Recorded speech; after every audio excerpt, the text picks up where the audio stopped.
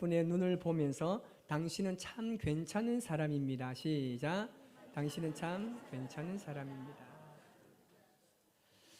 제가 지난 주일 예배를 드리고 난 이후에 우리 청년들과 나누면서 이슈가 된 이야기가 있었습니다. 그래서 뭐냐면 요즘 SNS에서 아주 이 사람들이 많이 보는 영상 중에 하나가 있는데 이 두 남녀가 손을 잡고 이야기를 합니다. 그래서 상대방에게 이 안 좋은 말, 험담하는 말 다 합니다.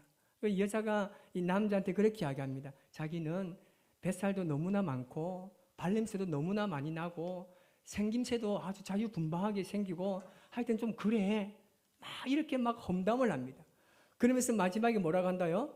그치만 사랑이라는 거예요. 막 험담을 합니다. 막 험담하고 난 이후에 그렇지만 사랑한다는 말입니다. 이 왠지 들으면 은근히 기분이 나쁜 것 같은데 나쁘지도 않고, 그렇다고 좀 좋다고 말하기는 좀 꺼림직한, 하여튼 결국은 사랑한다는 말입니다.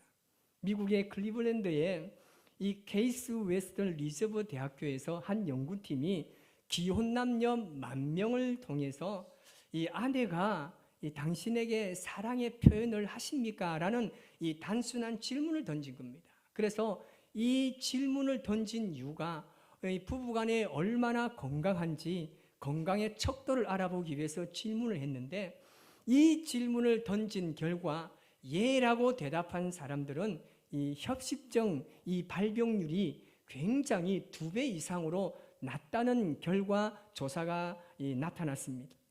이 말은 뭐냐면 이 사랑을 받으면 내가 사랑받고 있다는 그 사실 때문에 건강해진다는 겁니다. 여러분, 우리 부부간에 서로가 건강하고 또 오래 사는 거 정말 얼마나 좋습니까? 우리 자녀들이 건강하게 사는 건 모든 부모의 다 바람입니다. 자, 그렇게 하려면 어떻게 하라고 이야기합니까? 사랑해 주어야 됩니다. 여러분, 정신을 차리시기 바랍니다. 옆에 분 인사합시다. 사랑해 주겠습니다. 시작. 자, 그런데 사랑해 주시되 어떻게까지 사랑해 주라고 이야기하느냐면 끝까지 사랑해 주는 겁니다. 마음에 들지 않고 정말 속이 터지고 그냥 병들고 가난하고 볼품도 없고 그래도 사랑해 주는 거예요. 어떻게까지 사랑해 준다고요? 끝까지 사랑해 주는 겁니다. 믿습니까? 여러분, 예수님께서도 우리에게 그 사랑을 보여주셨습니다. 여러분, 우리가 뭐가 볼품이 있겠습니까? 늘 사고치고 죄짓고 뭐가 하다가 안 되면 찾아와가지고 주님 도와주세요 이렇게 말하는 우리가 뭐가 사랑스럽겠습니까? 그런데 예수님께서는 우리를 사랑하시는데 그냥 사랑한 게 아니라 끝까지 사랑하신다고 말씀하고 있습니다. 이 사랑에는요 자존심이 없습니다. 예수님께서는 우리를 사랑하시되 모든 자존심까지 다 내려놓습니다. 제자들에게 여러분, 예수님께서는 무릎을 꿇고 발을 씻기는 장면이 오늘 본문에 나오고 있습니다. 여러분, 이 같은 행동은 쉽지 않습니다.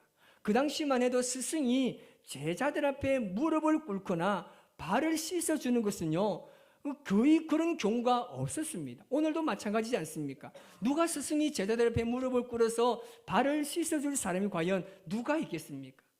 하지만 예수님께서는 이 땅에서 보내시는 마지막 유월절을 앞둔 어느 날 제자들에게 직접 행동으로 사람과 이 섬김의 교훈을 보여주셨습니다. 여기서 우리가 깊이 생각해 볼 것이 뭐냐면 예수님께서 자기 사람들, 제자들을 사랑하시는데 그냥 사랑한 것이 아니라 끝까지 사랑하셨다고 말씀하고 있습니다. 예수님께서는 자존심을 내세우지 않았습니다. 여러분, 인간은요 동물과 달라서 자존심을 가지고 살아갑니다. 그리고 이 자존심을 내세우며 살아가는 게 바로 우리 존재들입니다. 자존심이 때로는 아주 중요한 역할도 하기도 하지만 아주 심각한 문제를 야기할 때가 많습니다. 여러분, 이 자존심이요 용서의 통로를 막아버립니다. 이 자존심이 사랑의 통로를 막아버리고 이 자존심이 관계의 통로를 막아버립니다. 그래서 자존심이 강한 사람은 이 자존심을 꺾는 것을요, 죽기보다도 싫어합니다. 어쩔 수 없이 이 자존심을 꺾어야 할 때는 자신의 존재 자체가 부정당하는 느낌을 받는다고 생각합니다. 하지만 예수님께서는 그 자존심을 다 내려놓으시고 제자들의 발 앞에 무릎을 꿇었습니다. 여러분, 그 이유가 무엇입니까? 그 이유는요, 단 하나밖에 없습니다. 바로 사랑 때문입니다. 지금 예수님은 이제 이 땅에서 죽을 날이 얼마 남지 않았다는 것을 아시고 계셨습니다. 자기 앞에 죽음이 놓여 있었지만 그 죽음이 제자들을 사랑하는 마음을 꺾을 수가 없었던 겁니다. 예수님의 사랑은요, 처음과 끝이 변하지 않았습니다. 어떤 상황과 환경에 따라 요동하지 않았고 그 마음은 절대 흔들리지 않았습니다. 우리의 죄를 위해서 이 땅에 오시면서부터 그 사랑을 확정하시는 십자가 사건까지, 그리고 지금도 여전히 예수님은 그 사랑을 우리에게 보여주시고 우리에게 나타내고 있다는 사실입니다. 요한계시록은 이 소아시아 7교회에 보내는 편지의 내용으로 기록하고 있습니다.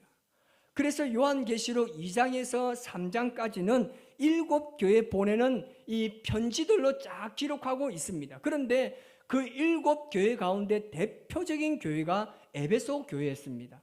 가장 먼저 나오기도 하지만 여러 가지로 보아서 이 에베소 교회가 대표 교회였습니다. 그런데 우리가 에베소 교회를 생각하면 가장 먼저 떠오르는 생각이 뭡니까? 처음 사랑이잖아요. 처음 사랑을 잃어버려서 책망을 받았습니다. 그런데 이 에베소 교회가 예수님께 들은 이 책망을 보면요, 조금 억울한 면이 있을 수도 있습니다. 왜냐하면 이 에베소 교회는 다른 교회들처럼 세속적으로 타락했거나 아니면 우상을 숭배했거나 영적으로 타락한 범죄를 저지르지 않았습니다. 그런데 예수님께서는 에베소 교회 안에 여러분 칭찬만 한 게 아니라 책망도 하셨습니다. 너희가 처음 사랑을 잃어버렸다는 것을 책망했습니다. 여러분, 에베소 교회는요, 굉장히 열정적으로 신앙생활을 했습니다.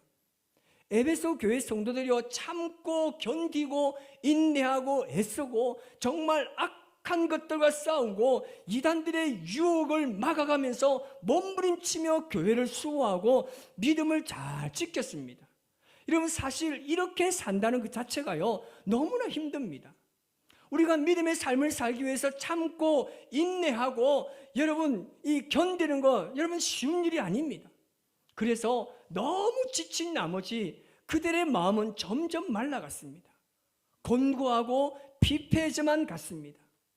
어쩌면 에베소 교회 성도들은 이 악한 세력의 유혹과 이단들의 공격에 하루하루 버티며 살아가는 것이 바로 기적이었습니다.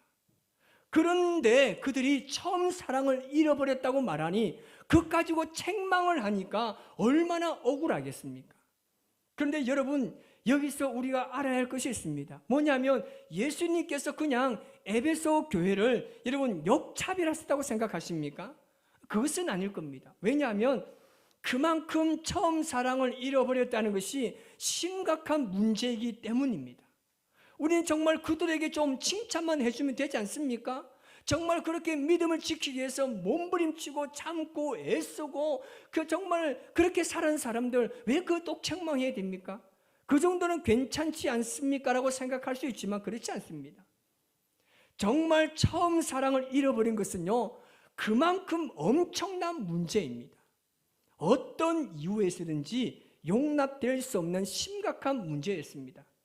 살아남으려고 애쓰다 보니까, 어려운 문제를 겪다 보니까, 내 인생의 환난과 어려움이 내가 그래서 그것을 이겨나가려고 하다 보니까, 내가 너무 바쁜 일상을 살다 보니까, 그리고 내가 해야 될 일이 그렇게 많다 보니까, 그렇게 살다 보니까 내 마음이 말랐습니다. 예수님 좀 용서해 주시고 이해 좀 해 주십시오. 여러분, 이것은요, 이유가 되지 않는다는 겁니다. 왜냐하면 이 처음 사랑은 절대 잃어버려서는 안 되는 것이기 때문입니다. 어떤 이유에서든지 놓치면 안 되는 것이 바로 이 사랑입니다. 이유가 없습니다. 여러분, 제가 질문 한번 해보겠습니다. 여러분들이 서로 처음에 만났을 때 그 좋은 감정과 그 사랑을 지금까지 그대로 가지고 계신 분 아멘 하시기 바랍니다. 별로 많이 없잖아요. 그래 가끔 물어보면 목사님 사랑이 어디 있습니까? 그냥 전우회로 살아가고 있죠. 가족까지 그렇게 사랑 표현해야 됩니까? 여러분 보십시오. 지난 목요일이 여러분 무슨 날인지 혹시 여러분 아십니까? 어르신들요?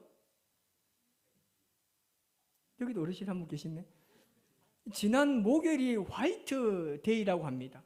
남자가 여자한테 사탕을 주는 날인데 우리 청년들이 난리가 났어요. 꽃다발을 해주고 선물해주고, 목사님 어느 꽃집이 났습니까? 미치겠는 거예요. 그러면서 사랑을 표현하고 이벤트를 해주고, 속으로는 좋을 때다, 결혼해봐라. 여러분, 이 처음 가졌던 이 마음과 감정과 이 사랑은요, 어쩌면 우리가 평생 가져가야 할 거지만 참 그것이 쉽지 않다는 겁니다. 여러분 보십시오. 예수님께서요, 베드로가 자신을 3번이나 부인한다는 사실을 알고 계셨습니다. 가룟 유다가 은 30에 자신을 팔 거라는 사실을 예수님이 알고 계셨습니다. 그 힘든 십자가를 지고 골고다 언덕으로 걸어가실 때 모든 제자들이 자기를 다 떠나고 도망간다는 사실을 예수님이 다 알고 계셨습니다. 그렇지만 우리를 향해 가졌던 그 사랑, 그 처음의 사랑을 예수님께서는 저버릴 수가 없었습니다. 우리를 향한 하나님의 그 사랑은 어떤 조건이나 내가 잘난 이유가 있어서가 아니라는 말입니다. 그래서 어떤 목사님은 우리를 향한 이 예수님의 한량없는 사랑을 눈먼 사랑이라고 표현했습니다. 눈먼 사랑입니다. 여러분, 우리가 이 눈먼 사랑을 먼저 하나님께로부터 받았습니다. 그래서 지금 우리가 이 은총의 자리에 앉아있다는 사실입니다. 그렇다면 이 눈먼 사랑, 정말 무조건적인 사랑, 어떤 조건과 이유가 없는 사랑을 먼저 받은 우리가 이제 어떻게 살아야 합니까? 이 주님의 눈먼 사랑을 먼저 체험했던 사도 바울이 우리에게 그 대답을 알려주고 있습니다. 요한일서 4장 11절 말씀을 우리 같이 읽습니다.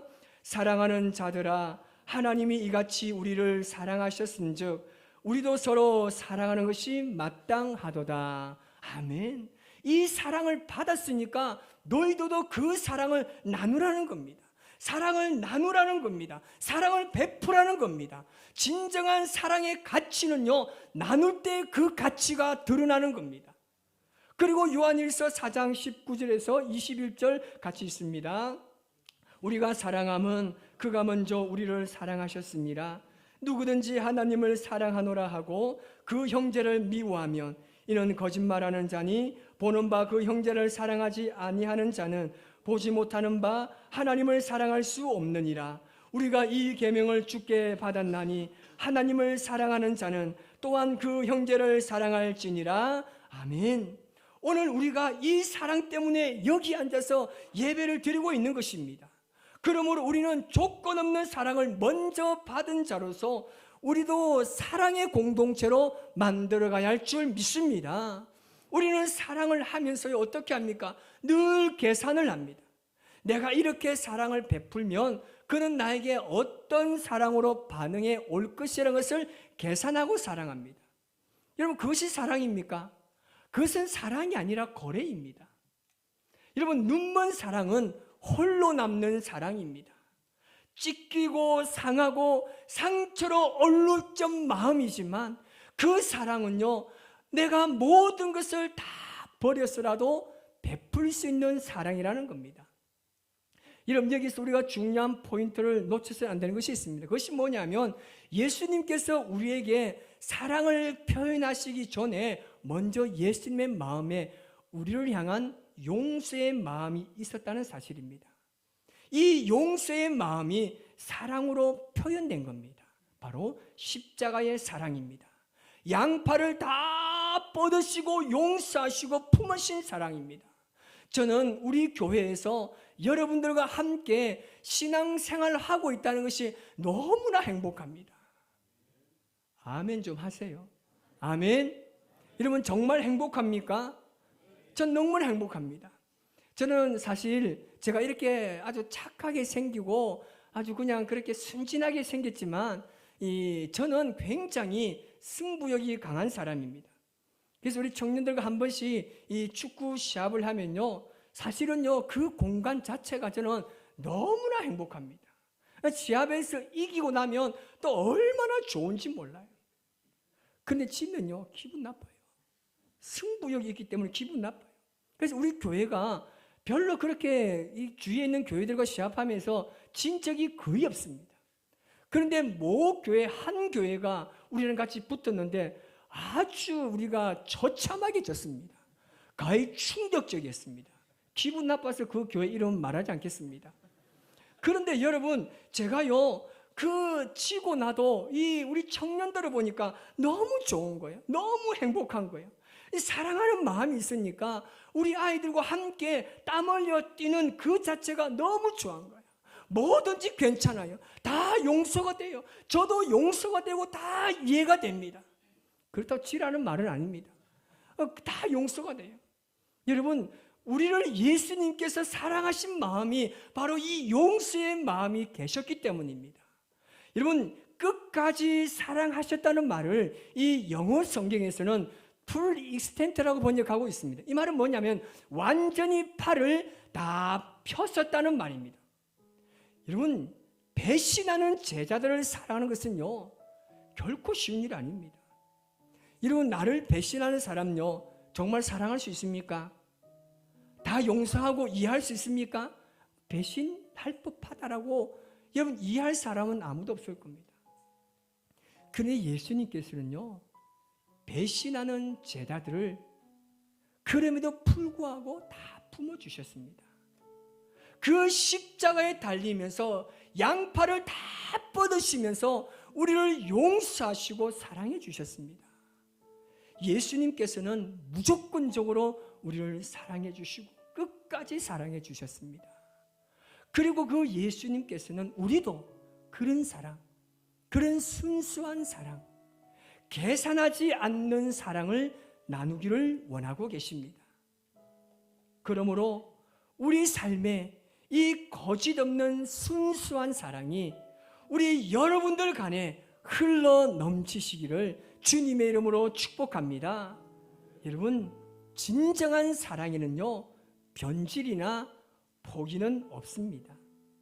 이제부터 우리도 예수님께서 보여주신 사랑, 나를 배신하고 그리고 나를 떠날지라도 누군가가 나를 모함하고 비방하고 이간질할지라도 여러분 끝까지 주님의 이름으로 축복하고 사랑해 주시기 바랍니다. 여러분 다 안으세요. 다 품어주시고 다 용서하시고 끝까지 사랑하시기 바랍니다. 예수님께서 이것을 오늘 우리에게 보여주셨습니다.